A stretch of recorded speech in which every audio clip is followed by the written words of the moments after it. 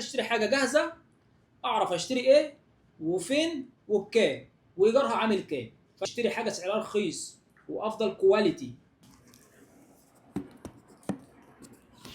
هنتكلم على حاجه مهمه جدا النهارده، وهي الفرق ما بين المستثمر المخاطر والمستثمر المحافظ. المستثمر المخاطر وهو، او نخليها برضو بصيغه تانية عشان ما يبقاش الموضوع شخصي، الاستثمار المخاطر او الاستثمار المغامر او الاستثمار المحافظ. يعني ايه الاستثمار المغامر ولا المحافظ؟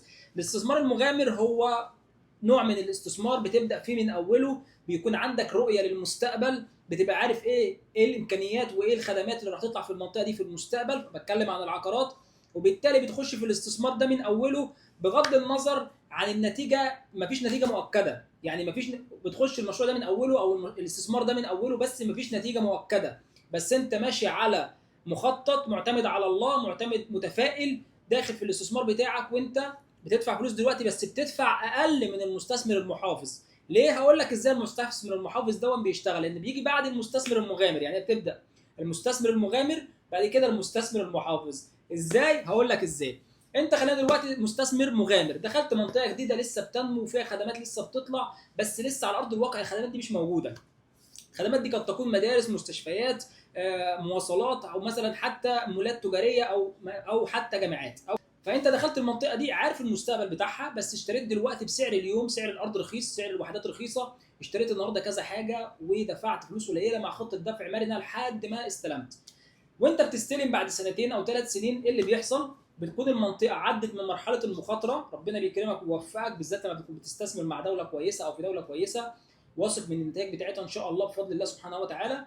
توصل لمرحله ان المنطقه عدت مرحله البدايات والديفلوبمنت، وصلت لمرحله الشباب او اللي هو القوه بتاعتها، ان المولات طلعت، المولات طلعت، المواصلات وصلت، الجامعات اتفتحت، المستشفيات موجوده، المترو ولا المواصلات العامه موجوده. فيجي بقى المستثمر المحافظ، يجي المستثمر المحافظ يشتري من مين؟ يشتري منك انت باعلى سعر، او حتى لو هتاجرها برضه باعلى سعر، لانك اشتريتها بسعر قليل. يعني اديك مثال بسيط، 2022 كانت الاسعار في دبي مثلا زي الفرجان او منطقه الجي في سي، كانت اسعار الغرفه وصاله من 650 ل 750 الف درهم. النهارده الناس اللي اشترت زمان في 2022 و2021 والنهارده استلموا في 2023 او 24 او حتى يستلموا 25 حسب الزمن اللي اشتروا فيه، النهارده هيأجروا الغرفه الصاله بتاعتهم من 80,000 ل 100,000. وبالتالي ده على الارقام والورقه والقلم هيعمل اكتر من 10%، هيعمل 12 و13% عائد استثماري، وده حقيقي حصل وموجود وتقدر ترجع للمعاملات اللي تمت. كذلك الامر في الفرجان، بعض المطورين اللي احنا نعرفهم، مطور محترم جدا اسمه امتياز بنحكي عنه.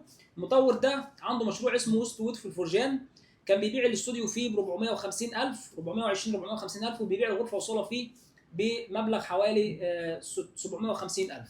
النهارده اليوم 2024 الاستوديوهات دي او الغرفه والصاله دي مثلا وسعرها، الاستوديو سعره من 450,000 وصل ل 750,000، والغرفه وصاله سعرها وصل من 750,000 لمليون و200 ومليون و200 مليون و100 مليون و200. فتخيل فرق السعر ده كله. طب تخيل برضو الايجار بتاعه، الاستوديو بيتاجر من 60 ل 70,000، والغرفه والصاله بتتاجر من 100 من 85 ل 110,000. ايه العوائد الاستثماريه دي؟ فوق ال 10%، وده ممتاز جدا وانت دافع قليل اصلا مع خطه دفع مع المطور. عشان كده العقارات اللي تحت الانشاء كويسه جدا جدا للمستثمر المغامر اكتر من المستثمر المحافظ. في بقى المستثمر الاكثر محافظه، ده اللي بيجي يشتري، تمام؟ يعني المحافظ المفروض هيشتري منك او هيشتري من المطور بس بعد ما المنطقه بقت وصلت لمرحله فيها امان وفيها ثقه، ودلوقتي هو بيشتري من المطورين تحت الانشاء بس بسعر اعلى. يعني النهارده مثلا بتشتري بمليون، بعد سنتين يبقى سعرها مليون و200 مليون 300، فساعتها هتيجي تعمل اعاده بيع، عفوا ساعتها هيجي هو يشتري من المطور على المليون 300 والمليون و200، فبالتالي هو يكون انت اشتريت ارخص وهو بيشتري اغلى من المطور.